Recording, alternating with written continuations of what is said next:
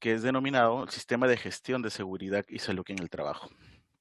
Como les precisé, es un tema muy importante, dado a la coyuntura. En la actualidad, pues nos encontramos en la parte de que debemos preservar el tema de la seguridad, la salud de los trabajadores y más que todo que lo vamos a abordar desde la parte inspectiva, de saber cómo es que a través de las entidades encargadas de la fiscalización se realiza propiamente la inspección, la fiscalización, y cómo puede hacer o cómo va a hacer en este caso el empleador para poder cumplir con las disposiciones y en adición los trabajadores que puedan conocer cuáles son sus obligaciones respecto a esta materia.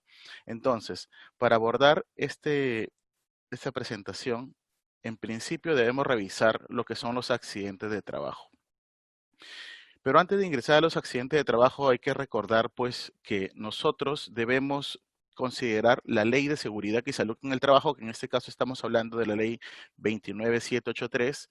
Posteriormente tenemos su aprobación de un reglamento o de su reglamento aprobado por el Decreto Supremo número 005 del 2012, y entre ellos pues lo que busca es básicamente la prevención, o lo que se busca es prevenir riesgos laborales y fomentar una cultura de prevención de riesgos. En este contexto, nosotros el día de hoy vamos a ver, en principio para ver un diagnóstico, cómo nos encontramos, pero viendo desde el año 2011 hasta el año 2019. El año 2020, pues las estadísticas ya sabemos que debido a la coyuntura no nos va a reflejar la realidad del Perú, ¿no? Por eso es que hemos escogido justo esta fecha, porque refleja cómo se encuentra en realidad la parte formal, se podría decir, del trabajo, en base a lo que es seguridad y salud en el trabajo y básicamente los accidentes. En este caso se han reportado 174.620, en este caso, eventos de siniestralidad, de los cuales el 96% son referidos a accidentes de trabajo. Y solo el 4% han sido referidos a incidentes peligrosos. En este espacio no se ha considerado lo que son las enfermedades ocupacionales, dado que solo es un 0.4% que han sido reportados, ¿no? Del total. Y de los accidentes de trabajo está dividido, como ya lo sabemos, en dos partes, ¿no? Que uno es los accidentes de trabajo no mortal y por otro lado tenemos los accidentes de trabajo mortales. Y para accidentes de trabajo no mortal se han reportado al menos el 95%, es decir, 166.393 notificaciones o casos, de los cuales pues se puede advertir que hay al menos 51 accidentes no mortales al día. Es decir, se producirían a lo largo del Perú 51 accidentes de manera diaria por ejercer labores. Asimismo, tenemos de que existen accidentes de trabajo mortal y estos implicarían pues que al menos hay un accidente de trabajo mortal cada 2 días. Por lo tanto, es importante que nosotros conozcamos nuestra situación actual como peruanos y saber el diagnóstico laboral, cómo se encuentran a efectos de reducir la siniestralidad a través de medidas que permitan capacitar al trabajador, que permitan reducir los factores de riesgos a los cuales están expuestos nuestros trabajadores. Asimismo, eh, se señala que tenemos al menos 2 incidentes peligrosos cada día, es decir, existen al menos 2 personas al día que corren un riesgo potencial de poder sufrir un incidente peligroso que puede afectar su salud.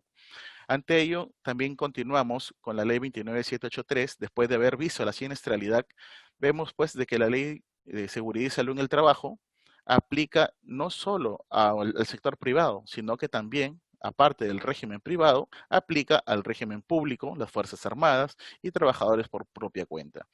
Asimismo, es importante precisar que existen diversos principios, pero entre esos principios, uno de ellos que citamos es el principio de prevención, pues el empleador funge o tiene funciones o roles asignados en los cuales no solamente se le otorga que proteja a sus propios trabajadores, sino de aquellos que aún sin tener vínculo laboral se encuentra dentro de sus instalaciones. Es por ello que es importante que los empleadores deban conocer que tienen ciertas obligaciones. Y una de estas obligaciones es el tema que nos aboca el día de hoy, que es el sistema de gestión de seguridad y salud en el trabajo, dado que la ley y su reglamento precisan que todo empleador debe contar con un sistema de gestión de seguridad y salud en el trabajo. Ante ello, pues, no solamente vamos a abocarnos a la Ley de Seguridad y Salud en el Trabajo, también existen reglamentos sectoriales, ¿no? Tenemos un reglamento para obreros municipales, de construcción civil, de minería, electricidad y otros que son un poco antiguos, que son industria, hidrocarburos, pesca, y hay un grupo, un sector que aún, valga la redundancia, el sector propiamente no ha regulado, como en el caso de lo que es agricultura, salud, educación, transporte, telecomunicaciones, que aún no tienen un reglamento propiamente. Sin embargo, estos deben acogerse a lo que precisan las disposiciones generales, es decir, la Ley de Seguridad y Salud en el Trabajo y su propio reglamento. Y en este caso, cuando hablamos de reglamentos sectoriales, en el círculo que contamos, se debe entender que cuando se confrontan dos artículos, dentro de estos dos artículos se deberá elegir aquel que brinda mayor protección para el trabajador. Por tanto, es necesario que revisemos o analicemos en conjunto la estructura, no solamente general, sino también la específica. Ante ello, nos aboca el sistema de gestión de seguridad y salud en el trabajo. Pero, ¿qué es un sistema de gestión? ¿Qué es un sistema de gestión de seguridad y salud en el trabajo? Para iniciar, como un sistema de gestión propiamente, vamos a definirlo como un conjunto estructurado de controles que tiene un objetivo en particular. Y como estamos hablando de seguridad y salud en el trabajo, pues el objetivo en particular que tiene es la prevención de riesgos laborales o la seguridad y salud en el trabajo, pues están enmarcados en los diferentes principios que encontramos dentro de la Ley de Seguridad y Salud en el Trabajo. Pero en adición, también lo que precisa esta Ley de Seguridad y Salud en el Trabajo es que los sistemas pueden ser complementarios. No significa que un sistema es único, sino que puede acoplarse a otros sistemas. Y inicialmente hay que señalar que el empleador mínimamente debe cumplir con lo que precisa, en este caso, la disposición legal nacional. Sin embargo, puede acogerse a lo que precisen las disposiciones internacionales, es decir, puede certificarse a nivel de un ISO, ¿no? Tener un ISO 9001, un ISO 14001 o un ISO 45001. Y entre ellos habrá que trabajarlos en conjunto para formar un solo sistema de gestión. Y de acuerdo a ello, lo que se busca es reducir los índices de siniestralidad y realizar una prevención eficaz de riesgos laborales. Es decir, tenemos que realizar una gestión de riesgos. Ahora, ¿cómo realizar una gestión de riesgo? ¿Desde qué punto? ¿Desde qué punto iniciamos la gestión de riesgo? Pues la gestión de riesgo es abocada no solamente por el Comité de Seguridad y Salud en el Trabajo, sino que en adición también debe ser partícipe el Servicio de Seguridad y Salud en el Trabajo. No sé si recuerdan o saben que tiene el empleador la obligación de contar con un servicio de seguridad y salud en el trabajo, el cual estaría compuesto en principio por un médico ocupacional con un licenciado de enfermería, según lo que precisa, por ejemplo, la resolución ministerial 448, y asimismo también debe contar con un especialista en seguridad, que muchas veces a este especialista le denominan, por ejemplo, analista de seguridad y salud en el trabajo, especialista en seguridad y salud en el trabajo, le denominan jefe de seguridad, gerente de seguridad, entre tantos, o supervisor de seguridad y salud en el trabajo, ¿no? Entre tantas denominaciones que le dan de acuerdo al puesto o de acuerdo al perfil de la empresa donde va a laborar. Tenemos en adición que ese sistema de gestión debe ser también, o deben formar los empleadores, deben trabajar dentro de este sistema de gestión. Los trabajadores, los sindicatos, también deben ser partícipes de mi gestión de riesgo, porque si no realizo una gestión de riesgo adecuada, significa que mi sistema de gestión es posible que no pueda progresar. ¿Por qué? Porque es un es muy dinámico y necesita de la participación de todos nuestros trabajadores, de todos los empleadores o de los empleadores dentro de la misma institución. Asimismo, esto se basa a un ciclo, al ciclo que es ciclo de mejora continua. Constantemente debemos planificar o planear, hacer, verificar y posteriormente actuar, ¿no? Siempre al momento de realizar la verificación vamos, en este caso, a cerciorarnos si es que nuestro sistema está funcionando o no. Y si no, no está funcionando, debo actuar. ¿Qué es lo que debo hacer? ¿Debo mejorar? ¿Qué acciones voy a tomar? Nuevamente vuelvo a planificar para el siguiente año y así constantemente voy a ir planificando, voy a realizando una gestión de riesgos efectiva que me permita reducir al íntegro o reducir los índices de accidentabilidad a lo mínimo posible.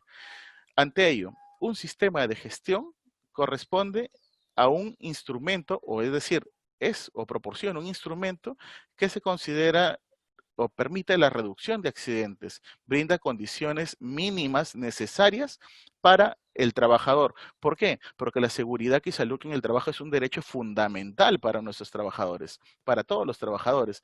Y también a nivel nacional es reconocido de que el empleador debe, es decir, es una obligación implementar un sistema de gestión de seguridad y salud en el trabajo, sin importar el número de trabajadores que tenga. ¿Por qué? Porque de ello dependerá la magnitud o cuán grande es mi sistema de gestión de seguridad y salud en el trabajo. En este caso, para poder implementar, para poder realizar un sistema de gestión, ¿qué es lo que necesito? Necesito pues determinar qué tipo de empresa soy, cuál es mi rubro, a qué me dedico, cuáles son mis factores de riesgo, mi nivel de exposición a peligros y riesgos. Y también se determina a través de la cantidad de trabajadores que estarían expuestos a los diferentes factores de riesgos, de acuerdo a la actividad a la cual yo realizo. Y hay que separar aquí que tenemos pues empresas que realizan actividades de alto riesgo y otras actividades que no realizan estas actividades de alto riesgo. Por lo tanto, el sistema de gestión para un sector que no es de alto riesgo va a diferir mucho del otro sector que sí puede ser de alto riesgo. Por ejemplo, construcción civil versus algún tipo de servicio de librería. Entonces, estos dos servicios o estos dos sistemas serían distintos. Sin embargo, los dos tienen un mismo fin. ¿Cuál es? La prevención de riesgos. Y finalmente tenemos, por otro lado, tenemos lo que es el liderazgo. ¿Quién es el líder? ¿Quién es el responsable? El líder de seguridad y salud en el trabajo o el líder del sistema de gestión siempre va a ser o va a resultar siendo responsable el empleador. El empleador puede, en este caso, es facultativo, puede delegar funciones, autoridad, es decir, puede contratar un servicio de seguridad para que se encargue de ver sus funciones, de vigilar, en este caso, el sistema de gestión de seguridad y salud en el trabajo, de que se implemente, pero ello no lo exime de ningún tipo de responsabilidad. Y cuando hablo que no lo exime de ningún tipo de responsabilidad, me estoy refiriendo a que en este caso la ley no lo exime de una responsabilidad civil, que es decir, un trabajador podría denunciar civilmente a un empleador porque sufrió un accidente de trabajo, porque perdió algún miembro de su cuerpo, o por otros motivos y podrá pedir una indemnización por daños y perjuicios, entre otros, lo cual podrá ser dilucidado en esta vía. Por otro lado, tenemos lo que es la responsabilidad penal, que se encuentra tipificada dentro del artículo 168A.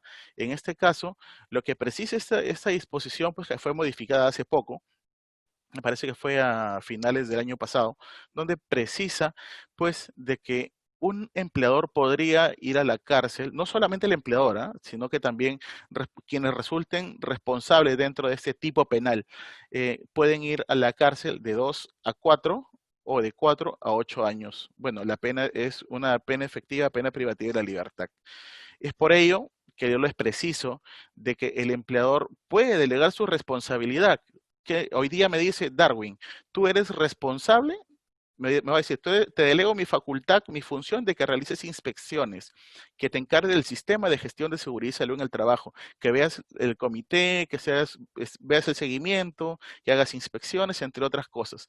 Sin embargo, ello no le exime de responsabilidad. Ahora, la pregunta es, yo como supervisor de seguridad, como inspector de seguridad o como analista de seguridad, como asistente de seguridad, como me hayan denominado, o como consultor de seguridad, ¿sería responsable? ¿Resultaría responsable? Habría, en este caso, responsabilidad administrativa, que la otra responsabilidad no tendría una responsabilidad administrativa. ¿Sería un responsable administrativo quién? El empleador. Ahora, responsable civil, ahora habrá que evaluar porque esto va a ser delimitado o tendrá que ser dilucidado con el juez correspondiente, al igual que la responsabilidad penal. Puede que tenga algún tipo de responsabilidad, sí podría ir un supervisor de seguridad, un jefe de seguridad, un gerente de seguridad, es posible que de acuerdo a lo que haya acontecido pueda resultar pues arrastrado, o se puede decir, a una parte, a un litigio, ¿no? A que pueda ser llevado a absolver o resolver esta controversia respecto al 168A o referente a lo que del Código Penal o referente a lo que al el Código Civil, ¿no? Referente a lo que son a las indemnizaciones por daños y perjuicios sufridos. Sin embargo, por la parte de responsabilidad administrativa corresponde el empleador como responsable único. Es decir, también resulta directamente responsable, pero hay un responsable solidario, siempre y cuando se encuentre dentro de sus instalaciones. Por este lado tenemos pues que SUNAFIL se encarga de fiscalizar, de inspeccionar, de revisar de que todo empleador esté cumpliendo con sus disposiciones legales. De no hacerlo, es posible que termine en una infracción. Y justamente esos son los temas que vamos a abordar casi al final de esta ponencia. Tenemos la participación de trabajadores. Si es importante o no es importante la participación de los trabajadores dentro de mi sistema de gestión de seguridad y salud en el trabajo. La respuesta es sí. Todo empleador debe hacer partícipe a los trabajadores sobre esta materia.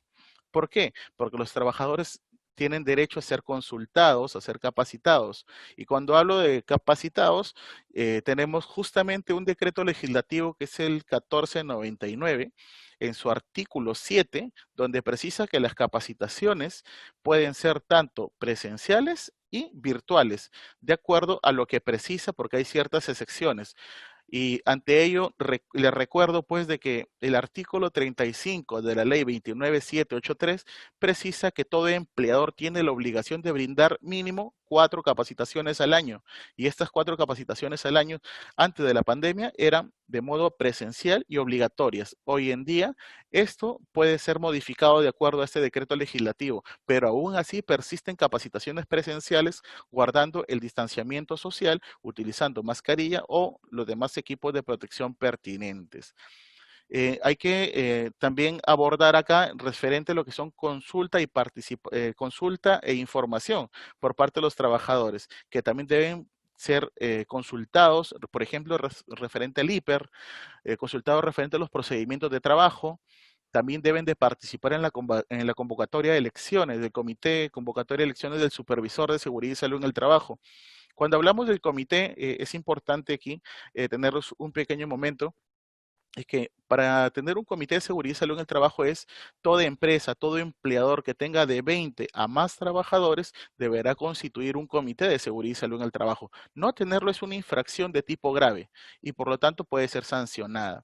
Ahora, si tengo menos de 20 trabajadores, desde 1 hasta 19 trabajadores, corresponde que deba garantizar el empleador la elección de un supervisor de seguridad y salud en el trabajo, que entre estos, pues, los requisitos mínimos o los requisitos, los requerimientos que yo necesito para ser un miembro de comité o ser supervisor es, número 1, ser trabajador del empleador. Es decir, tengo una relación laboral, un vínculo laboral. Número 2 es tener mínimo 18 años. Y el tercero, de preferencia, es lo que refiere la norma, de preferencia, contar con capacitaciones de seguridad y salud en el trabajo o trabajar en un puesto que me permita conocer un poco más sobre esta materia. Es decir, es facultativa. Las dos primeras sí son obligatorias, la otra es facultativa. Y por lo tanto, en este caso, el trabajador debe participar de esta forma dentro del sistema de gestión. ¿Por qué? Porque todas estas formas o estas cosas que le estoy citando son parte de nuestro sistema de gestión de seguridad y salud en el trabajo. Asimismo, se deben reconocer a los trabajadores según corresponda, ¿no? Y como le refería, estamos hablando del IPER-C o IPER o identificación de peligros y evaluación de riesgo y determinación de controles, en el cual el empleador debe elaborarlo a través de su servicio de seguridad y salud en el trabajo, el mismo que lo deberá hacer en concordancia o considerando la participación del Comité de Seguridad y Salud en el Trabajo o el supervisor según corresponda y con la participación de los demás trabajadores.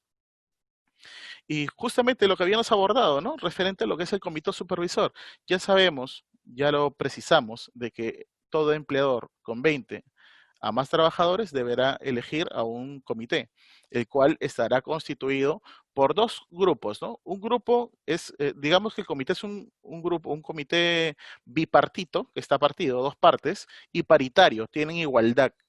En esta igualdad que tenemos, y está partido, una de las partes es los representantes de los trabajadores y la otra parte son los representantes del empleador.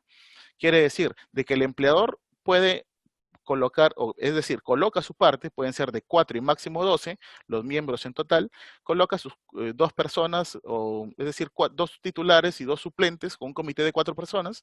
Por parte de los trabajadores debe elegirse, en este caso, a los miembros del comité y van a elegirse dos titulares y dos suplentes. Y estos, una vez que se hayan elegido, se complementan. Y una vez que se instale el comité, tendrán que elegir entre los mismos miembros quién es el presidente, quién es el secretario y los demás quedarán como miembros ordinarios. Ahora, hay titulares y suplentes. Los suplentes no participan de las reuniones salvo que un titular haya vacado, es decir, que haya dejado el puesto por alguna de las causales de vacancias establecidas por ley. Entre ellas podría ser, por ejemplo, por un tema de despido, ¿no? Una vez que se pierda la relación laboral, ya no puede participar. Pero es importante aquí recordar que el Comité de Seguridad y Salud en el Trabajo o los miembros tienen pues, no pueden ser despedidos, tienen ese derecho. No los pueden elegir como una causal por ser miembro de comité. Es decir, al igual que las gestantes no pueden ser despedidas por el hecho de decir que está gestando, porque no es una causal de despido, al igual por ser miembro de comité no puede despedirse a un miembro del comité.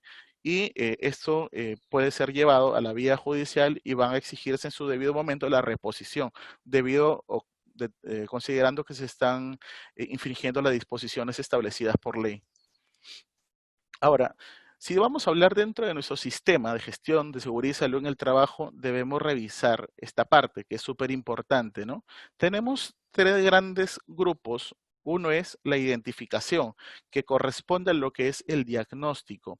Posteriormente tenemos una evaluación, que corresponde a lo que es, una vez que ya hice mi diagnóstico tipo médico, diseño, planifico, ¿qué me corresponde? Implementar. Vamos a la parte de implementación. Y una vez que haya implementado, esté ejecutándolo, comience a ejecutarlo, viene la parte del control, que debo controlar si es que en realidad las cosas que he realizado son efectivas. ¿Cuán efectivo me resultó la planificación que hice? Y de acuerdo a lo que revise, voy a establecer una mejora continua. Es decir, vamos viéndolo paso a paso.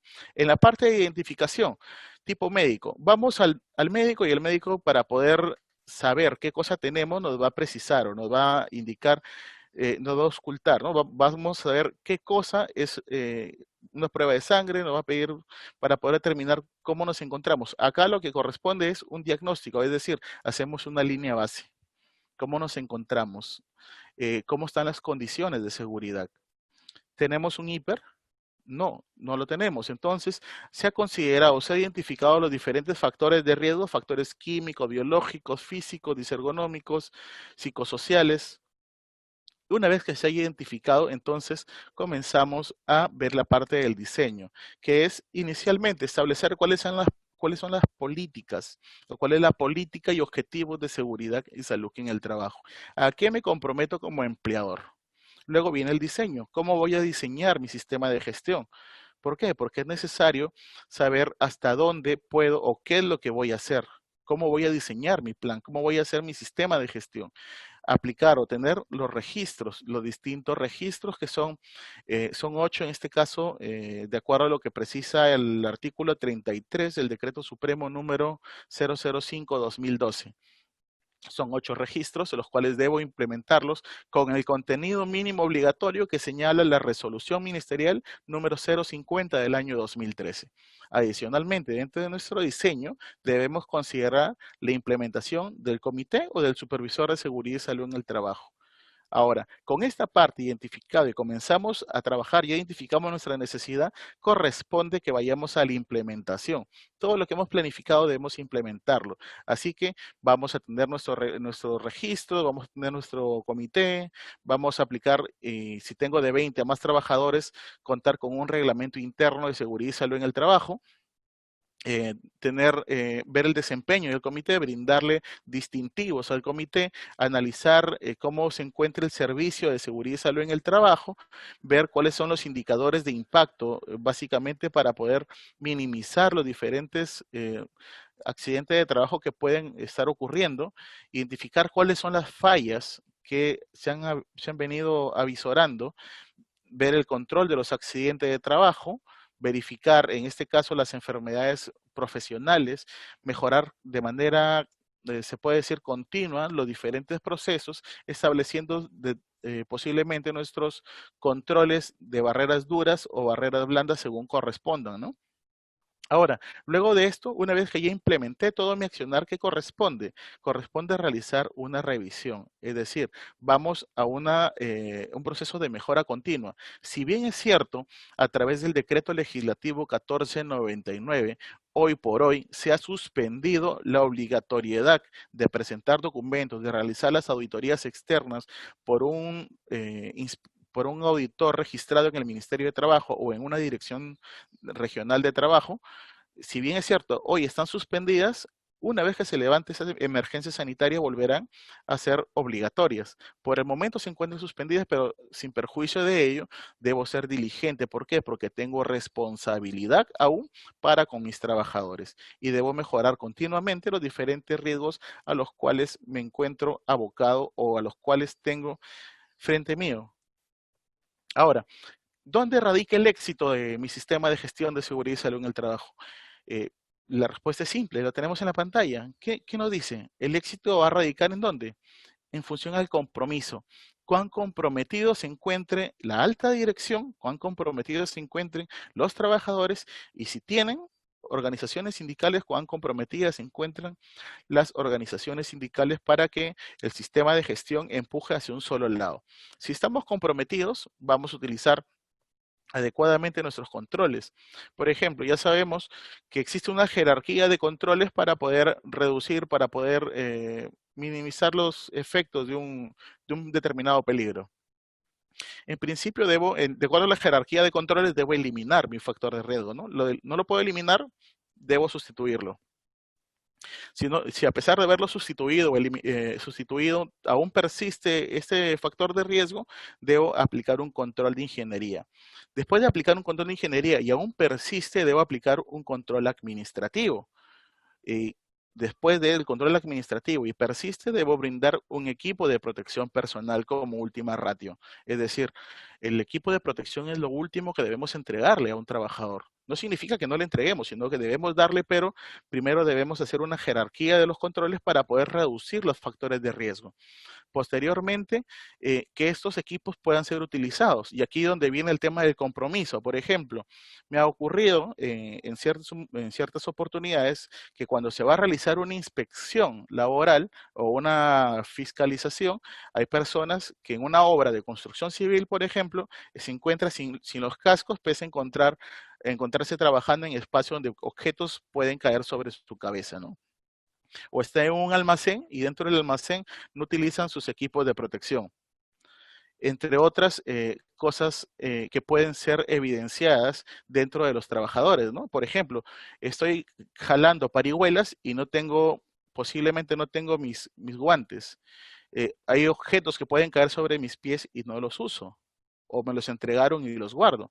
Y hay otros empleadores que son negligentes y en este caso no entregan sus equipos de protección. Y es aquí donde los trabajadores pueden denunciar ese tipo de hechos para que puedan brindarse los equipos de protección de forma eficiente, ¿no? Tenemos respecto a lo que es formación e información sobre seguridad y salud en el trabajo. Por la parte de formación, y ojo que esta es una parte que se fiscaliza, lo que se solicita, por ejemplo, es la inducción. Toda persona que ingresa a laborar necesita una inducción. ¿Qué tipo de inducción? Una inducción general y una inducción específica.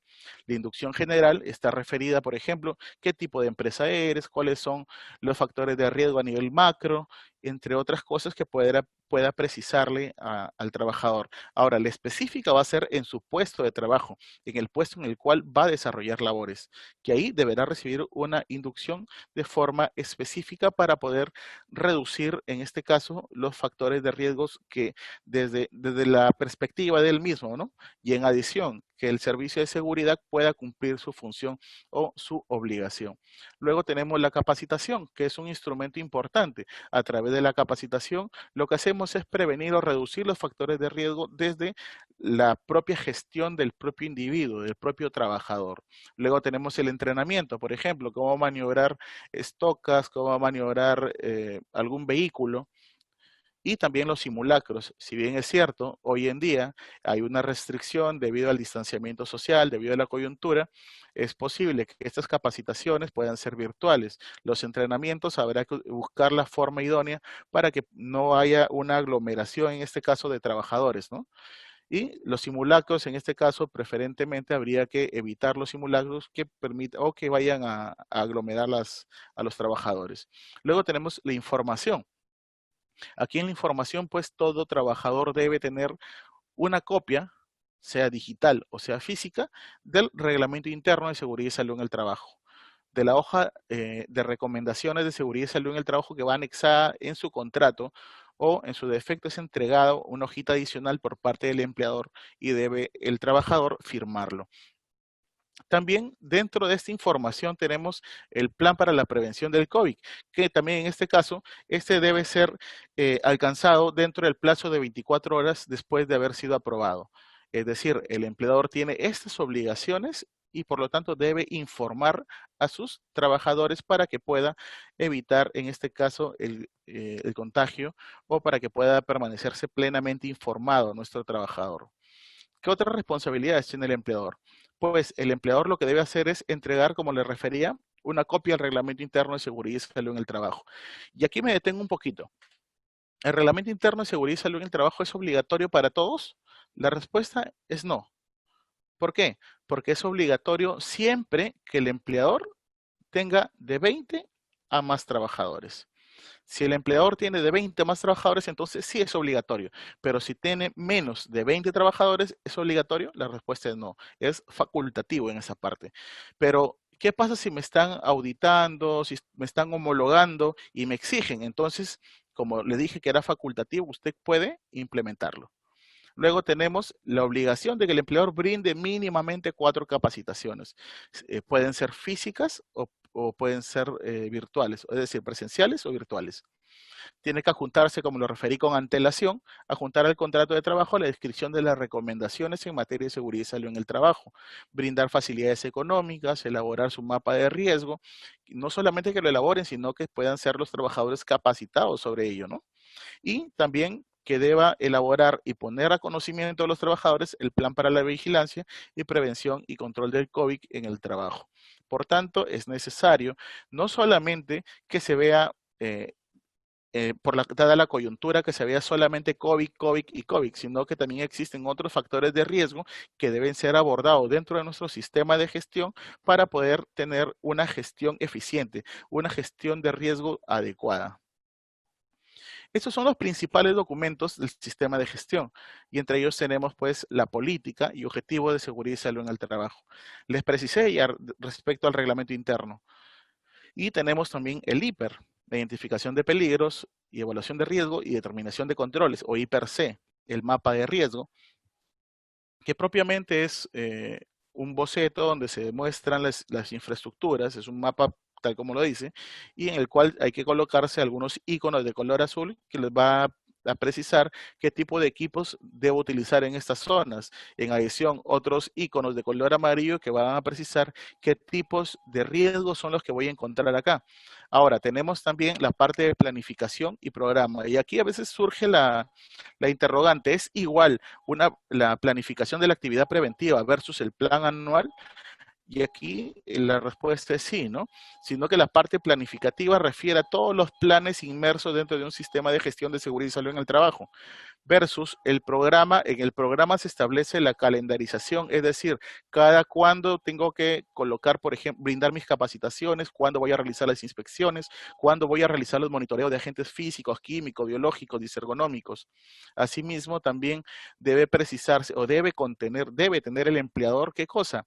Los registros, ya le dije, son 8 registros, pero aquí también hay una parte que nos precisa la norma, que cuando yo soy una MIPE, es decir, me encuentro registrado como una MIPE, si es pequeña o microempresa, yo puedo acogerme a la resolución ministerial 085 del año 2013, en el cual tienen un sistema de gestión simplificado. Sin embargo, si yo no pertenezco a este rubro, si soy alto riesgo, es decir, si no estoy acá, me encuentro como una gran empresa, alto riesgo, yo tengo que seguir lo que nos precisa el reglamento o el artículo 33 del reglamento de la Ley de Seguridad y Salud en el Trabajo, que refiere a 8 registros. Esto lo vamos a ver un poco más adelante también, pero eso es necesario que ustedes sepan que esos registros llevan una estructura mínima. Esa estructura mínima se encuentra regulada ¿en dónde? En la 085 o en la resolución ministerial 050 del año 2013-TR. Y ahí va a decir cuál es la estructura que debe tener, qué información debe tener. Ahora, nosotros podemos modificar esa estructura, sí la podemos modificar, pero el contenido no. Es decir, si tiene 10 ítems, esos 10 ítems deben de prevalecer. ¿Puede agregarse? Sí, pueden agregarse más ítems, pero reducirlos no, porque son los mínimos que ha establecido la norma. Luego tenemos 2 libros. Un libro que es el libro de actas que lleva el comité para las reuniones. Y tenemos un libro adicional que es donde se coloca, en este caso, las actas o el acta de elección, del proceso de elección del Comité de Seguridad y Salud en el Trabajo. Y también, si soy supervisor o si tengo menos de 20 trabajadores, es facultativo contar con un libro. ¿Por qué? Porque la norma ha dispuesto que deba contar con un registro, es decir, basta con que tenga algunas hojas foliadas y estas hojas foliadas van a permitir que sea un registro para el supervisor y esto debe estar archivado. ¿Por qué? Porque esto constituye una parte de fiscalización o puede ser observado posteriormente por la autoridad competente, en este caso por SUNAFIL, ¿no? La política del sistema de gestión. Dentro de esta política, pues, se aborda lo que precisa justamente lo que el empleador se compromete. ¿A qué me comprometo como empleador? Esto debe estar estipulado acá. Es por eso que esta política debe ser específica, concisa, debe tener fecha, debe estar firmada por el máximo representante o un representante de la autoridad máxima del empleador, ser difundida entre todos los trabajadores, ser fácilmente accesible y ser actualizada. Si bien es cierto, no precisa cada cuánto tiempo debe actualizarse, tal como el IPER, en el IPER sí dice mínimamente una vez al año, debe ser actualizado. Sin embargo, la política, existe un artículo que precisa que todos los instrumentos de gestión o todos los documentos del sistema de gestión de seguridad y salud en el trabajo deben ser evaluados una vez al año, mínimo. Es decir, si yo voy a evaluar mi sistema de gestión, no estamos refiriéndonos a una auditoría externa, estamos refiriéndonos a una revisión interna, una evaluación interna, que posiblemente pueda acoger la resolución ministerial número 050 del año 2013, donde tiene un checklist, una lista de verificación. Puedo coger esta lista y a modo de una auditoría interna comienzo a verificar qué es lo que tengo y qué es lo que no tengo.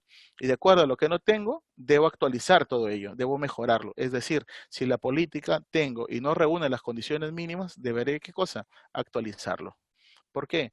Porque debe recoger puntos estratégicos, como el caso de lo que es el tema de mejora continua, la protección de la salud de los trabajadores, la integración del sistema de seguridad y salud en el trabajo con otros sistemas que puede ser calidad, medio ambiente, anticorrupción, entre otros, ¿no? De acuerdo a los sistemas a los cuales nos estemos abocando. Cuando hablamos de reglamento interno de seguridad y salud en el trabajo, ya lo abordé el tema de cuándo se vuelve obligatorio, ¿no? Le dije que si tengo de 20 a más trabajadores, pues es obligatorio, se entiende, ¿no? Pero si tengo menos, es facultativo. Pero ¿qué ocurre? En los procesos inspectivos se ha podido evidenciar algo importante, que si bien es cierto, ustedes a su lado derecho pueden evidenciar cuáles son el contenido que debe tener el reglamento, tanto como objetivos de alcance, liderazgo, atribuciones y obligaciones. El punto donde se falla, ¿cuál es? Los estándares de seguridad y salud en las operaciones. De aquí donde viene el problema. ¿Cuál es el problema? De que la mayoría de empleadores, digamos, lo que pueden hacer o lo que hace el área de seguridad es ingresar a Google, descargar un reglamento interno y lo que hacen es cambiar el icono o el logo de la institución. Cambian el logo y dicen es lo mismo. Sin embargo, cuando pasan un proceso inspectivo, el inspector, ¿qué es lo que realiza? Verifica que este reglamento interno de seguridad y salud en el trabajo se acoja a lo que en realidad existe dentro de la institución, principio de primacía de la realidad, es decir, siempre va a prevalecer todo aquello lo que el inspector ha constatado, más no lo que se encuentra dentro del papel. Por tanto, si usualmente lo que dice el reglamento es una empresa pequeña que tiene solamente 5 trabajadores y es una empresa que no es de alto riesgo y es posible, lo que se puede evidenciar, que dentro de este reglamento diga que tiene estocas, montacargas, tiene un lugar, tiene un almacén gigante en otro lado y sin embargo en la realidad no es así. ¿Qué es lo que hizo? De que ese trabajador o este empleador tenía un sistema bajado de otro sitio y qué es lo que constituye que esto pasa a ser una infracción y por lo tanto esta infracción es sancionada. ¿Por qué? Porque es posible que el inspector le otorgue 3 días para subsanar, pero si ya existe un hecho insubsanable, ya no puedes hacer nada, ya van a sancionar al empleador. Por lo tanto, es importante que el empleador deba ser diligente frente a estos documentos de gestión. Tenemos también la identificación de peligros y evaluación de riesgos. ¿Qué medidas podemos aplicar acá? Y en principio debemos precisar pues de que lo que tenemos que ver en principio así propiamente es la identificación de peligros. Realizar una gestión de riesgos, una gestión de riesgo adecuada. Identifico mis peligros, evalúo los riesgos y posteriormente determino cuáles son aquellos controles que voy a utilizar para reducir los riesgos de acuerdo a la jerarquía de controles que les expliqué.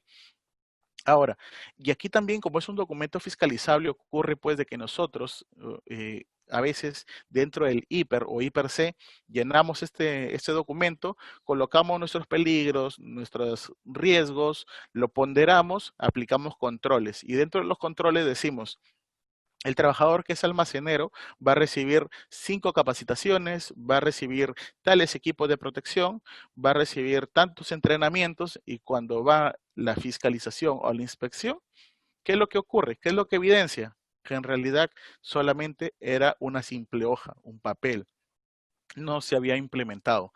Por lo tanto, como no se ha implementado y usted mismo se ha comprometido dentro del IPER a cumplirlo, entonces le exige que lo cumpla, porque es un documento interno del sistema de gestión. Y si usted dice que ha brindado 10 capacitaciones o debe brindar 10 capacitaciones, debe brindar sus 10 capacitaciones. Si dice que tiene que entregar 2 cascos al año, tiene que otorgar o entregar los 2 cascos al año. O según los equipos de protección que vaya a entregar, de acuerdo a los factores de riesgo a los cuales voy a estar expuesto. Y aquí lo que hay que recordar, que es súper importante, es que para poder otorgar un equipo de protección, en principio debe aplicar mi jerarquía de controles y luego determinar si resulta aplicable o no entregar un equipo de protección. Y justamente lo que le estaba diciendo, ¿no? Tenemos la situación actual versus una situación deseada.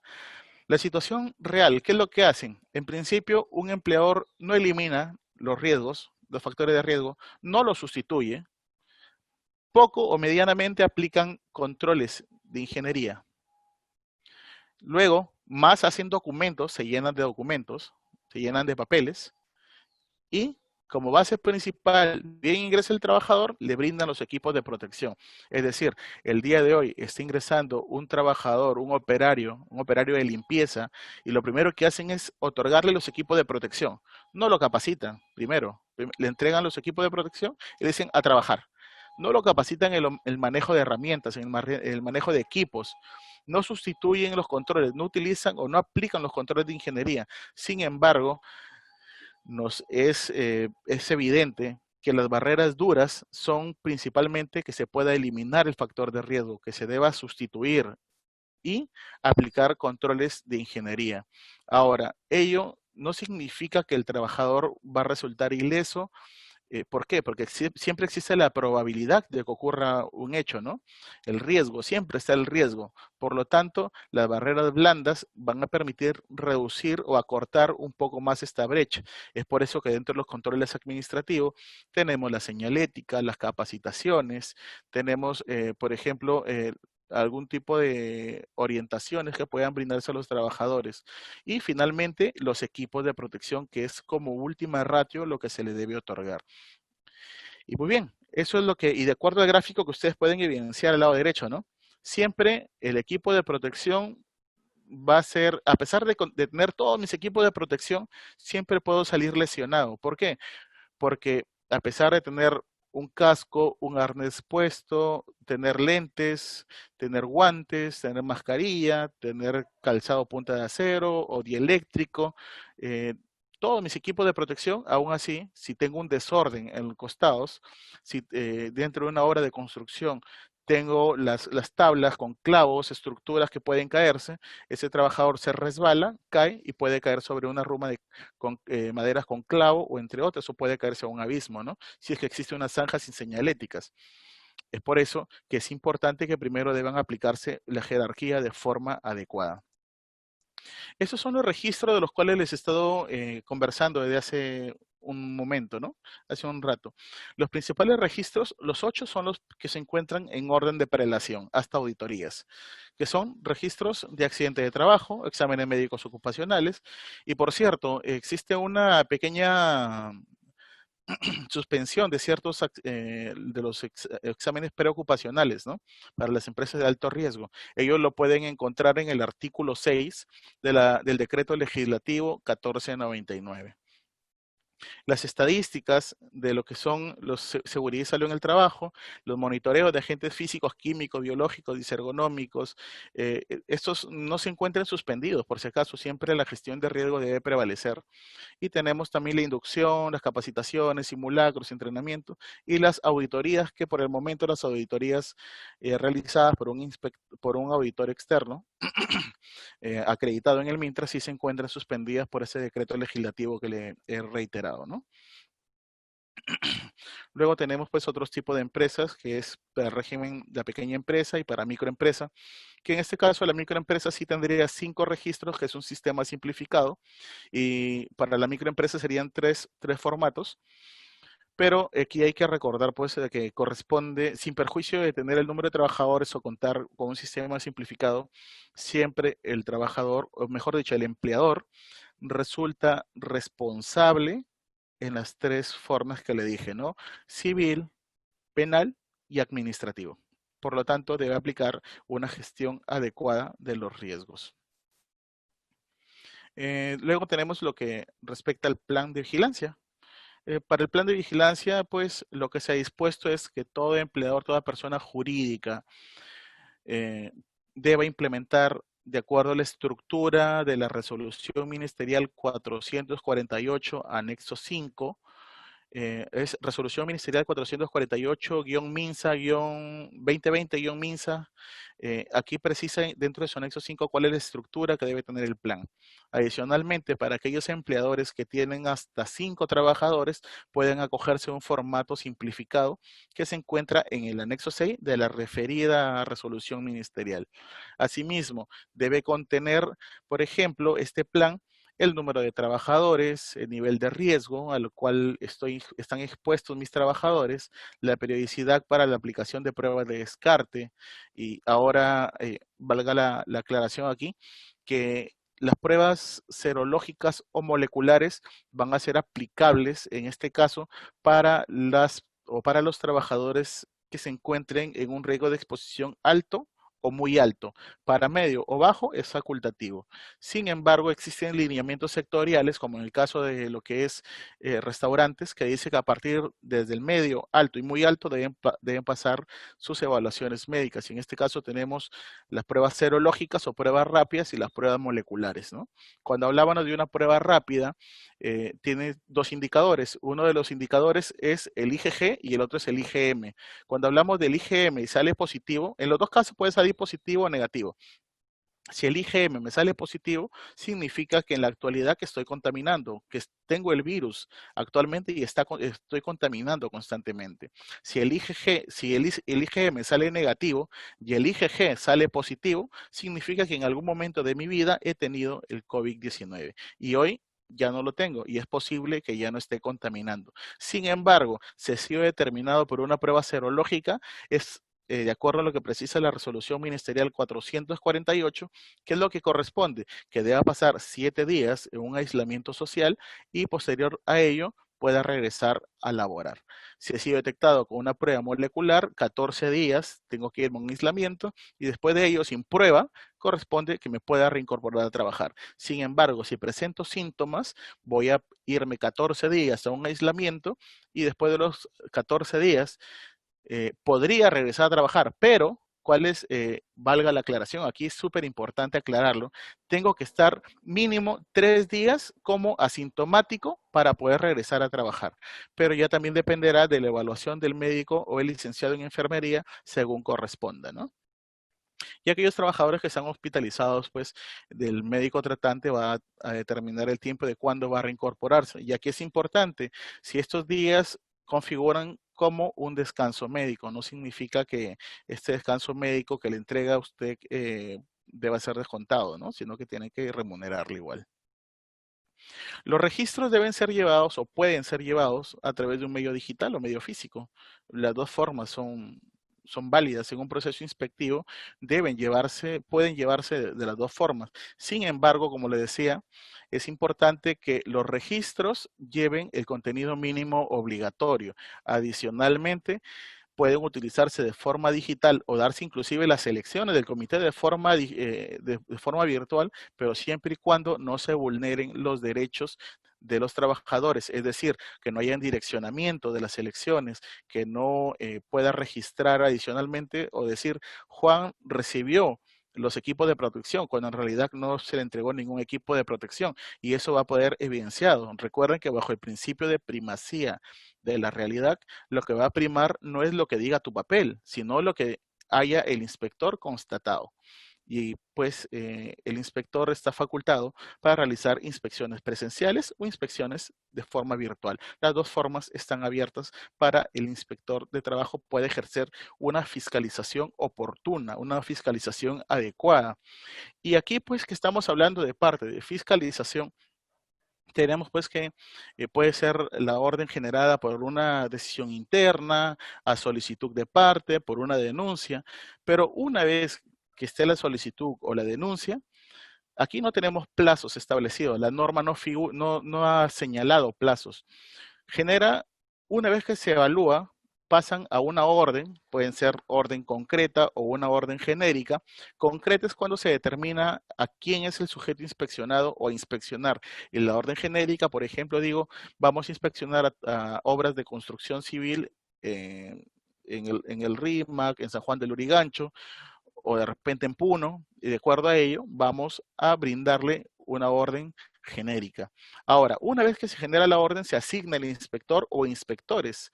Una vez que se generan esos inspectores, se le entrega al inspector la orden de inspección. El inspector, una vez que recibe esta orden de inspección, tiene un plazo de 10 días para poder iniciar su función o para iniciar su primera actuación inspectiva. Realiza su primera actuación inspectiva inmediatamente, termina el plazo de los 10 días, inicia el otro plazo, que son 30 días, y tiene que cerrar en 30 días improrrogables, no va a haber prórroga, para poder concluir su proceso inspectivo. Y para ello, pues, puede inclusive, dentro del proceso inspectivo, realizar advertencias, paralización, hacer requerimientos y podrá concluir con una acta de infracción o un informe. Un informe cuando el empleador ha sido totalmente diligente y como diligente ha cumplido con todas las disposiciones normativas, y lo contrario es cuando haya infringido las normas, hayan sido evidenciadas, y va a concluir con una acta de infracción. En esta lámina se resume el procedimiento inspectivo. Para ello, pues, hay actuaciones de investigación o comprobatorias, actuaciones de consulta, asesoramiento. Algunos aspectos a inspeccionar son, por ejemplo, las medidas de seguridad, la señalización, los riesgos eléctricos, los documentos del sistema de gestión, que son los documentos de gestión interna, los registros, las inspecciones por parte del comité, las condiciones propiamente del lugar del trabajo, los equipos de protección, los registros de entrega de los equipos de protección, entre otros más que pueden ser aplicables. Y entre ello, pues, tenemos dos tipos de infracciones, o dos tipos de inspección, en la inspección, dos formas de cómo voy a evaluar, ¿no? Mi inspección. Hay materias que son subsanables, es decir, puedo, mediante el inspector a través de una medida inspectiva, me requiere que subsane la infracción y ya no me sanciona. Sin embargo, por otro lado, si resultan insubsanables, por ejemplo, un accidente de trabajo, Juan tuvo un accidente de trabajo y ese accidente de trabajo fue ocurrido debido a que el señor no contaba con equipos de protección. Cuando va a la inspección, le pregunta, necesito de Juan que me brindes registro de entrega de equipos de protección, capacitación, examen médico ocupacional, entre otros. Y ahora, ¿usted qué es lo que va a hacer? Tiene que acreditar que Juan recibió eso. Y si no ha recibido, entonces es de carácter insubsanable. ¿Por qué? Porque ya no puedo retroceder en el tiempo para entregarle equipos de protección para evitar el accidente de trabajo. Por tanto, resulta de carácter insubsanable. Y estos son tipificados pues como infracciones de tipo leves, graves o muy graves. Y ello también va a ser resultado de una evaluación también del tipo de empresa que soy, número de trabajadores, y de ello se determinará la multa, ¿no? Según corresponda. En este caso, tenemos diferentes infracciones, como le decía, tenemos infracciones leves, graves y muy graves. Sin embargo, dado la ponencia que tenemos el día de hoy referida al sistema de gestión de seguridad y salud en el trabajo, decimos, no implementar un sistema de gestión de seguridad y salud en el trabajo es una infracción de tipo muy grave, ¿ya? Al mismo peso, y tiene el mismo peso que no tener un reglamento interno de seguridad y salud en el trabajo. No tener un reglamento interno de seguridad y salud en el trabajo es considerado una infracción de tipo muy grave. Por lo tanto, vamos a realizar en un momento el cruce para ver cuál sería mi sanción por no tener un sistema de gestión. Ahora, también hay tipo de infracciones muy graves por obstrucción a la labor inspectiva. Por ejemplo, le pongo un vigilante al inspector para que no ingrese a trabajar. Le cierro la puerta. Obstruyo su labor, entonces eso es una infracción de tipo muy grave. Lo hago esperar, el inspector debe esperar un promedio de 10 minutos y si no, podría retirarse y eso ya es considerado una infracción o una obstrucción a la labor inspectiva, lo cual es una infracción de carácter insubsanable y por tanto se va a sancionar. Esta es nuestra tabla de sanciones. Dependerá pues si yo soy una microempresa, si soy una pequeña empresa o si soy una NOMIPE. Vamos a ver, en el caso de ser una microempresa, tengo 5 trabajadores, tengo una infracción de tipo muy grave. Digo, como tengo 5 trabajadores y no tener un sistema de gestión, ¿de cuánto sería la infracción? De 1.548 soles. Pero si soy una no MIPE y tengo una infracción muy grave y tengo de 51 a 100 trabajadores, ¿cuál sería la infracción? 49.708 soles por no contar con un sistema de gestión de seguridad y salud en el trabajo. Tengo 500 trabajadores y no tengo un reglamento interno de seguridad y salud en el trabajo. La sanción por un reglamento interno de seguridad y salud en el trabajo para una no MIPE resultaría pues de 135.536 soles por ser una infracción de tipo muy grave. Muy bien. Esto es cuanto he tenido para poder compartir con ustedes. Vamos a a proceder a absolver algunas consultas que nos han llegado, que nos han compartido por el medio del WhatsApp. Eh, Inmediatamente lo vamos a ver.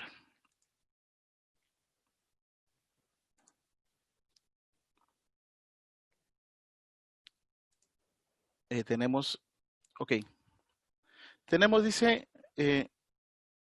si se contrae el COVID, vamos a leerlo acá, ¿no? Muy bien, nos precisa, si se contrae el COVID,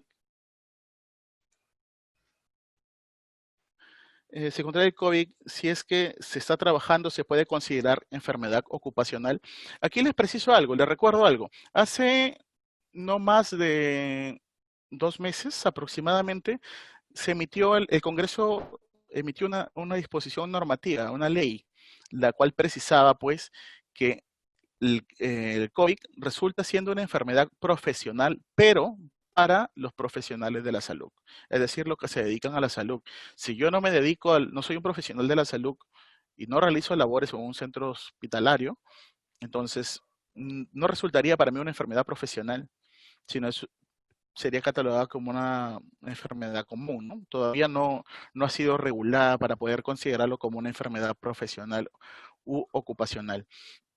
Y dice, pregunta número 2, ¿qué sucede cuando un trabajador tiene un horario de 10 de la mañana a 8 de la noche?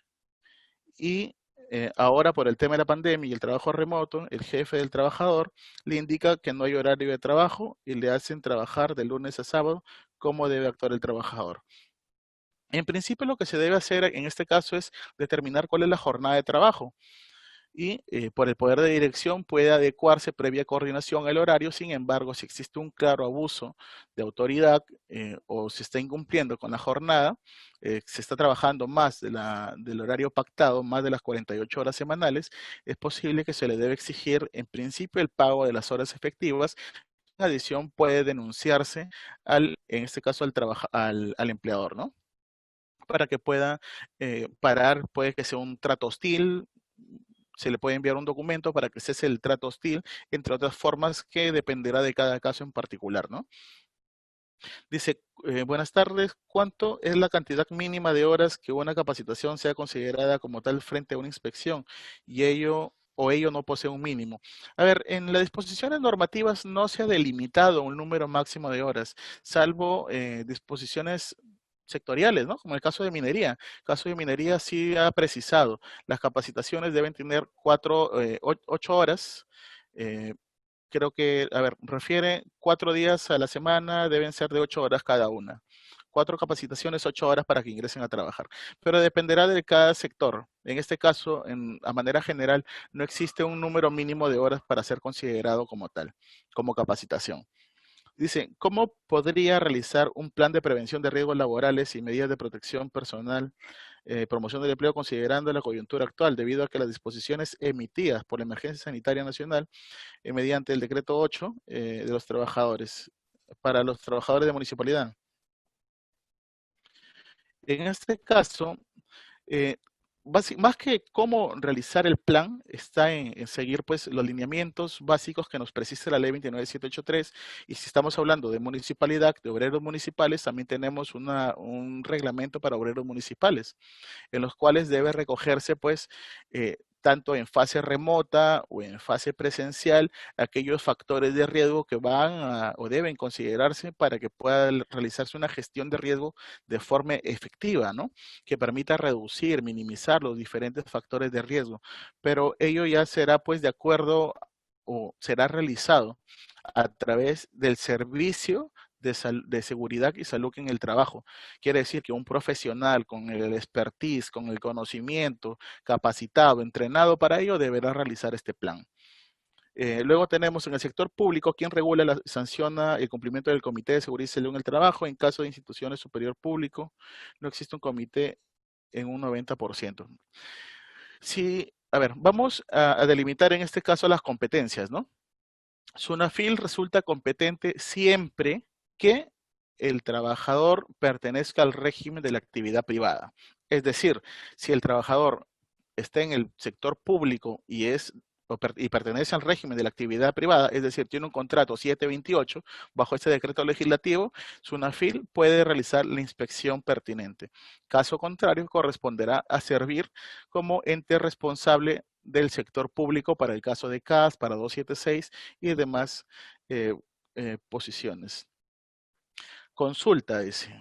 ¿En una panadería de 15 trabajadores se debe implementar un sistema de gestión o solamente formatos? El consultor o el ingeniero externo sería responsable de la gestión cuando culmine la implementación. Muy bien, aclaremos aquí, ¿no? Todo empleador, digamos, todo empleador, ¿eres empleador? Ya, eres responsable. ¿Eres responsable de qué? De implementar un sistema de gestión de seguridad y salud en el trabajo. Por lo tanto, este sistema de gestión de seguridad y salud en el trabajo puede ser realizado por un tercero. ¿Puedo contratar un tercero? Sí, puedes contratarlo. ¿Y quién lo implementa? El responsable siempre va a ser ¿quién? El empleador. Es por ello que puede implementarlo este mismo consultor o el tipo de contrato que realices con este profesional, pero quien tiene la responsabilidad es el empleador. La matriz I per se puede emplear para el trabajo remoto.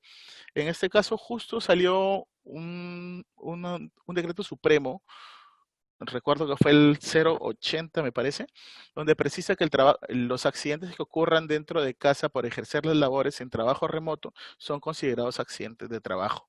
Por lo tanto, dentro del IPER habría que considerar un apartado que precise esto y cuáles son las modalidades en que puede considerarse un accidente de trabajo y qué tipo de controles amerita. Por ejemplo, temas de orientaciones, capacitaciones, pausas activas, entre otras, ¿no? Dice, buenas tardes.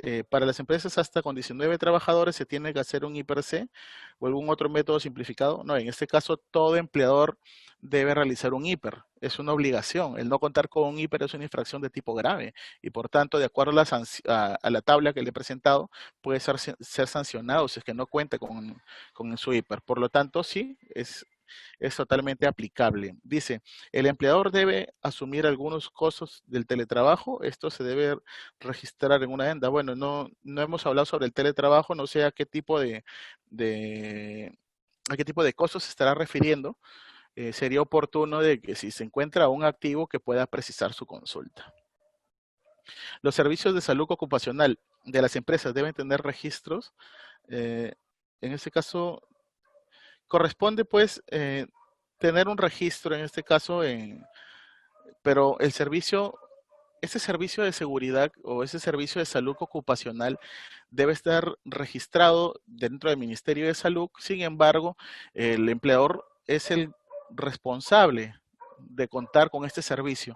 Ahora, si se está refiriendo a la pregunta respecto al COVID, puede inclusive contratar a un licenciado de enfermería para que pueda acogerse y llevar la investigación y el seguimiento referente al COVID. Pero va a corresponder de acuerdo al tipo de institución, tipo de empresa, número de trabajadores que vaya teniendo, pero sí corresponde que esté registrado según las últimas disposiciones emitidas, ¿no? Que se encuentre registrado. ¿Quién emite las altas epidemiológicas y el tipo de formato que usa? Bueno, en este caso estamos en una capacitación sobre el sistema de gestión. No estamos viendo el tema, pero en este caso vamos a absolverla. Quien emite la alta epidemiológica en este caso es el médico ocupacional. El médico ocupacional es quien podrá determinar si es que se da de alta o no. Ya en este caso, en principio, si ha sido con una prueba serológica, es el médico tratante. Si en su defecto es el médico ocupacional quien tendrá que regular para que se reincorpore o reingrese a trabajar. En este caso, los dos pueden inclusive dar descanso médico para que pueda ir el trabajador a un aislamiento laboral, a un aislamiento social, perdón.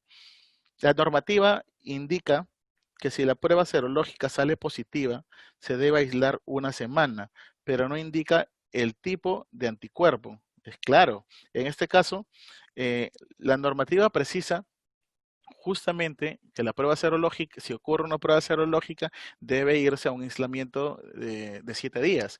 Sin embargo, estos tipos de IgM y el otro que es IgM y el IgG, pues son parte de de la gestión del médico ocupacional o del médico tratante, que estos son los dos puntos que son los indicadores que me permite saber si es que yo cuento o no cuento con el COVID. Por lo tanto, esto no está regulado propiamente dentro de la resolución ministerial 448, pero sí dentro de los protocolos de salud, que corresponderá que esta consulta, si es que existe una consulta específica sobre esto, puede ser derivada al Ministerio de Salud y de acuerdo a los planes, protocolos que se ha establecido pueda responder directamente y pueda explicarte cómo se evidencia. Pero, sin embargo, le puedo sugerir a esa persona que ha planteado esta consulta que pueda googlear, ¿no? Ingrese a Google y busque qué significa IgM y IgG. Inclusive hay videos que precisan dónde se encuentran, cómo se obtienen, que es a nivel internacional estos datos, ¿no? ¿Cómo se debe conformar el equipo de seguridad y salud? Este debe ser redactado en un acta o libro y ahí debe especificar las responsabilidades de los participantes. A ver, no sé qué se refiere con equipo. Entiendo que si es referente al Comité de Seguridad y Salud en el Trabajo, sí corresponde que lleven actas tanto de elección y actas de acuerdo de reunión. Si se refiere al servicio de seguridad y salud en el trabajo, el empleador debe consignarlo dentro de su estructura, ¿no? Por los dos casos deben estar documentados, ¿no? Es decir, ¿cómo, si yo voy a un proceso de inspección, cómo me acreditas de que tienes un servicio de seguridad? Bueno, aquí lo tengo, aquí están mis perfiles, aquí están mis documentos. ¿Cómo me acreditas que tienes un comité de seguridad? Bueno, aquí está el acta de instalación, aquí están las reuniones, aquí está el libro de actas. A eso se refiere. Todo debe ser acreditado. Dice, ¿en qué parte del registro se coloca esta asignación de los integrantes de salud ocupacional? El registro, no sé a qué se referirá con este registro de asignación de integrantes. Si se refiere al tema del COVID, dentro del anexo 5, en el apartado número 3, debe asignarse o debe colocarse, pues, qué tipo de profesional es, si está colegiado, cuál es su número de teléfono, cuál es su correo para que pueda contactarse, es en SOPAS o en su defecto, su salud o la entidad fiscalizador competente, ¿no? Dice, ¿cuál es el procedimiento de protección a la mujer gestante? ¿Es obligatorio dentro de un sistema de gestión? ¿Qué debe contemplar? En efecto, la ley y el reglamento han previsto, pues, como parte población un tanto vulnerable a las personas gestantes, personas con algún tipo de discapacidad y adolescentes. Por lo tanto, deben implementarse medidas adicionales que brinden inclusive la rotación del puesto de trabajo a uno que implique menos riesgo para su salud. Por lo tanto, deben incluirse aquellas medidas de forma específica que permitan salvaguardar la integridad y la salud tanto del niño por nacer como de la gestante propiamente. Entonces, ¿cuáles son los procedimientos que debes de seguir? En este caso, es considerar dentro de tu matriz hiper un hiper específico para esta persona y, en adición, implementar las medidas y los controles efectivos para que pueda evitarse, en este caso, la pérdida del bebé u otra cosa que pueda ocurrir, ¿no? Un accidente de trabajo. Dice, ¿se puede producir un accidente de trabajo o enfermedad profesional durante el trabajo remoto? Sí, justamente lo precisé, ¿no? Salió hace unos 4 meses atrás, 5 meses atrás máximo, un dispositivo que precisaba que durante el trabajo remoto los accidentes eran considerados accidentes de trabajo, pero ello también va a tener que ser dilucidado también bajo la investigación correspondiente, ¿no? Porque puede decir de que me ocurre el accidente realizando mercado o realizando compras en un supermercado y eso no es considerado un accidente de trabajo, ¿no? Porque está haciendo labores que no son propias de sus labores, sino que está realizando labores domésticas, es posible. O si su trabajo es realizar ese tipo de cosas, entonces sí sería considerado algún tipo de accidente, ¿no? Se debe producir, a ver, tenemos, ¿qué pasaría si hay una inspección y de los 4 integrantes del comité, 2 son trabajo remoto? Por estar lejos del lugar de la empresa, bastaría con la participación de 2 integrantes. En este caso, no hay ningún inconveniente en que el punto va a ser en que sesionen y pueden realizarlo de forma virtual. No tienen inconveniente. Se encuentran laborando, están reuniéndose de forma presencial y los dos que están en forma presencial pueden hacer inspecciones. Esto se encuentra dentro del marco de la ley y por tanto no pueden o no deben sancionar, ¿no? En el caso de brigada, de los integrantes solo deben ser presenciales. Bueno, en este caso, eh, sí, si es un brigadista, por ejemplo, de primeros auxilios, ¿cómo lo tienes bajo trabajo remoto? Es imposible. Es preciso, es oportuno que los brigadistas deban realizar labores presenciales. Y ahora, si esta persona se encuentra dentro de los factores de riesgo que ha determinado la resolución ministerial 448, correspondería pues de que puede elegirse a otra persona y pueda ser entrenado para suplir esta posición. Ponen un comité de seguridad y salud en el trabajo dentro de una empresa también puede tener implicancia penal, administrativa u otra. A ver, en la parte administrativa resultaría pues responsable siempre el empleador. Sin embargo, en la parte penal esto debe ser dilucidado ¿dónde? A través del juez competente. No podríamos decir a rajatabla aplica para todos. Todos los comités van a ser todos los miembros del comité resultan pues sancionados con la parte penal, sino que corresponde aquí ver este punto, ¿no? A través del comité bajo la inspección o bajo el juzgado pertinente.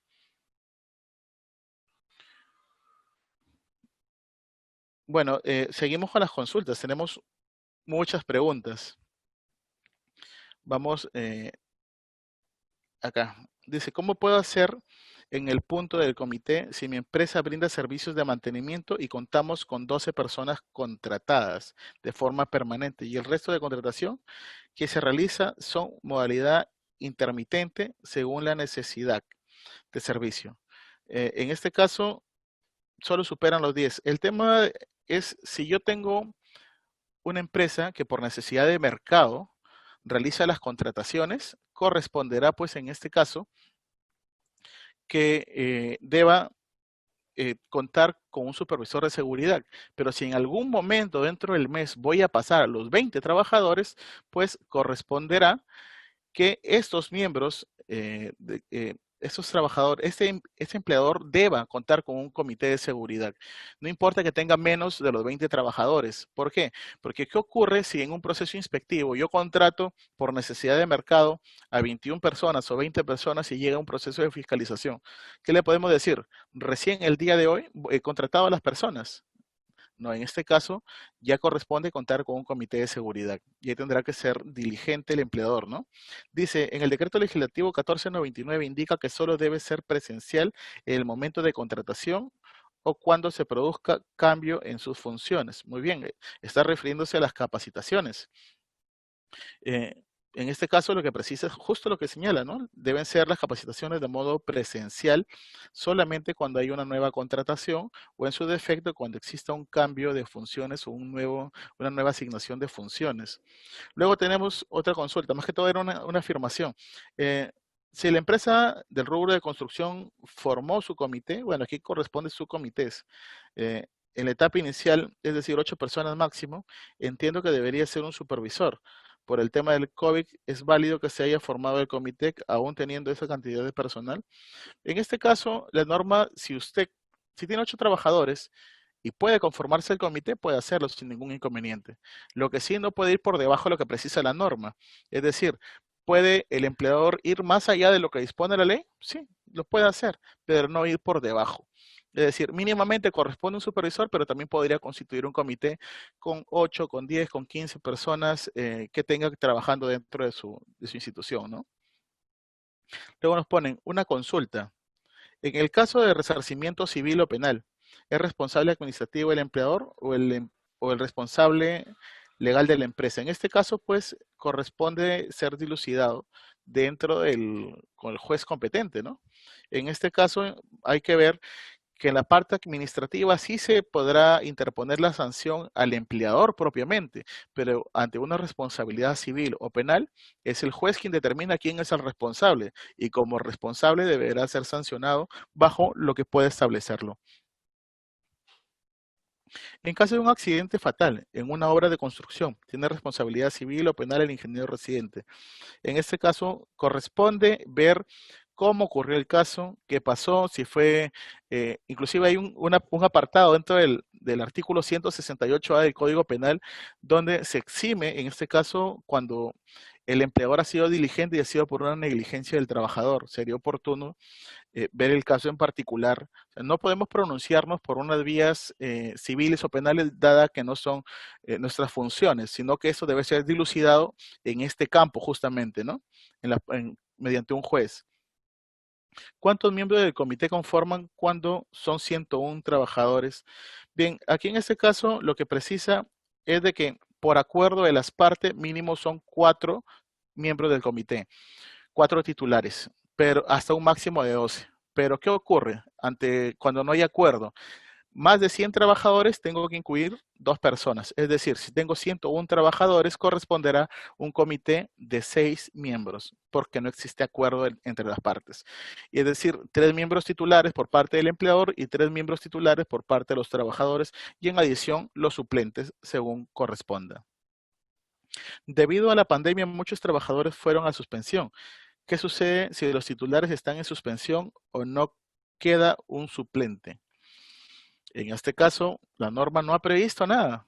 ¿Qué ocurre si es que mis miembros de comité les he dado de baja porque, bueno, los he mandado a una suplencia, una suspensión perfecta de labores? Corresponderá, pues, en este caso, que el trabajador es posible que no sesione, pero tendrá que haber un acuerdo entre las partes para que pueda inclusive aprobar el plan y pueda, en ese caso, el plan para la prevención del COVID, y pueda reincorporarse en las actividades que corresponden, ¿no? Las actividades laborales.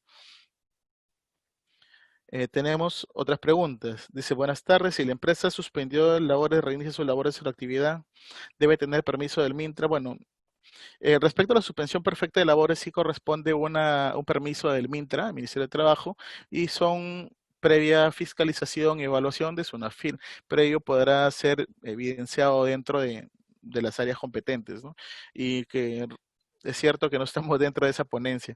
Tenemos, dice, sobre el SSTR, un trabajador cuyo empleador es un banco, recibe una moto lineal para realizar labor de verificación y cobranza. No fue capacitado o entrenado en el manejo, no le entregaron guantes, lentes, canilleras, sufre un accidente de tránsito, le amputan la pierna, el banco dice que su actividad no reviste riesgo, por ello no está obligado a contratar un SSTR, tiene responsabilidad para indemnizar o no. En este caso hay un cuarto pleno casatorio que corresponde, dice que todo accidente de trabajo que haya una implicancia laboral debe ser resarcido o corresponde una indemnización. Sugiero que pueda a través de un abogado realizar las acciones pertinentes, ¿no? Porque esa indemnización aún es vista a través de lo que es el Ministerio de Justicia o a través de un juez, ¿no? Buenas tardes. La Ley de Seguridad y Salud en el Trabajo ampara a trabajadores de otros regímenes laborales 276, y de ser así, ¿quién es la autoridad competente? Sí, como le precisé, para los trabajadores 276 y CAS corresponde a servir. En este caso, que deba ser quien asuma la función de fiscalización respecto a esta materia, ¿no? A seguridad y salud en el trabajo. ¿Existe una ley donde indique el perfil del especialista de seguridad y salud en el trabajo, como la hay para el médico ocupacional? Bueno, en realidad, quien estaba generando perfiles por profesión era Ministerio de Trabajo. Sugiero que puedan revisar dentro de los perfiles profesionales. Sin embargo, no existe una disposición normativa que precise cuáles son los requisitos mínimos para el responsable de seguridad. Pero sí existen 2 disposiciones, como es el caso de minería y la G50, que precisan cuáles son las capacitaciones, inclusive el Decreto Supremo 011-2019-TR, que precisa cuáles son los requerimientos mínimos para un supervisor de seguridad. Pero ello no puede ser aplicado de forma transversal, sino que es para el sector pertinente, ¿no? Dice una consulta, tengo a mis trabajadores realizando labores en trabajo remoto al 100%. ¿Debo actualizar el IPER? Sí, corresponde actualizar su hiper justamente en este caso para poder considerar o considerando en este caso que existen accidentes de trabajo, ¿no? Existen de trabajo dentro del trabajo remoto, para que pueda evidenciarse de que cuándo sí ocurrió un accidente de trabajo y cuándo no ocurrió un accidente de trabajo. Vamos a resolver unas últimas consultas que tenemos. Dice, ¿un empleador puede despedir a una mujer embarazada aplicando la suspensión perfecta? En este caso, lo que ocurre es que a una gestante no se le puede despedir por el solo hecho de estar gestando, porque ese no es una causal. Y ello corresponde pues que la trabajadora pueda reincorporarse a trabajar. Ahora, si se trata de una suspensión perfecta, la norma no precisa o referente o respecto a la suspensión perfecta, sino que ello puede ser en todo caso ser dilucidado también a través de la parte correspondiente, vía administrativa o vía judicial, ¿no? No se ha precisado exactamente si puede o no puede pasar a suspensión perfecta. Y esto queda pues en el marco de que el Ministerio de Trabajo y SUNAFIL puedan validar si es que esas personas pasan o no a la suspensión perfecta de labores. Buenas tardes, una empresa con 25 trabajadores que está en modalidad de pago de residuos por honorarios y 10 trabajadores en planilla debe formar mi comité. A ver, en principio me dices que son trabajadores. Si son trabajadores no deberían estar bajo un trabajo por residuos por honorarios, es decir, estos son trabajadores y por lo tanto corresponde que vayan a planilla. Y como corresponde que vayan a planilla, una vez que estén dentro de planilla, corresponde que puedan conformar su comité de seguridad y salud en el trabajo. Las personas que brindan servicios por residuos por honorarios no tienen un horario, una jornada de trabajo, no realizan eh, no reciben propiamente una remuneración, no están subordinados, pero en este caso es como la relación pues de un zapatero, ¿no? Y si el zapatero se dedica solo a elaborar estructura, el calzado, necesita alguien que le provea de amarras o pasadores. En este caso, lo que hace es disponer para qué. Dispone qué cosa. Dispone que una persona, Pepito, empresas Pepito o Juan, le provea estos pasadores. Entonces, ¿qué corresponde? Que Pepito solamente en su casa o de forma esporádica vaya, sin ningún tipo de control, entregue sus pasadores, este le paga y ahí terminó la relación laboral. Sin embargo, si es que yo lo subordino, le digo, te voy a sancionar, tienes que llegar a esta hora, ya son tus trabajadores. Por tanto, corresponde que los incluyes a tu planilla y pasen a ser trabajadores y formen su comité de seguridad y salud en el trabajo. En una institución, el Estado también se convoca elecciones para escoger a los integrantes del comité. Sí, en efecto. Justamente para la elección del Comité de Seguridad y Salud en el Trabajo para el Estado se tiene el decreto, la resolución ministerial 148 del 2012, TR. Y en este caso, a través de este formato puede guiarse cómo elaborar o cómo hacer mi elección del Comité de Seguridad y Salud en el Trabajo. ¿Cuántos miembros como mínimo deben tener las brigadas de emergencia? Bueno, en este caso corresponde que se ajuste a tu realidad. ¿Cuántos trabajadores tienes? ¿Cuál es el riesgo que tienes, ¿no? ¿Cuáles son los turnos? Si existen turnos, si existen horarios rotativos, y de acuerdo a ello tendrás que estipular o establecer cuántos brigadistas son, porque tiene que ser proporcional. En este caso no podría decirte eh, en qué momento. Vamos con la última pregunta para cerrar. Si una empresa contratista tengo que entrar al trabajo y tiene que entregar al trabajador reglamento de seguridad y salud en el trabajo, ¿sí? En este caso, debe entregar su reglamento interno de seguridad y salud en el trabajo, inclusive para los miembros o para los clientes, para que tengan conocimiento cómo están trabajando a la interna. Muy bien, esto sería todo conmigo. Muchas gracias y que tengan una bonita noche. Hasta luego. Gobierno del Perú. El Perú primero.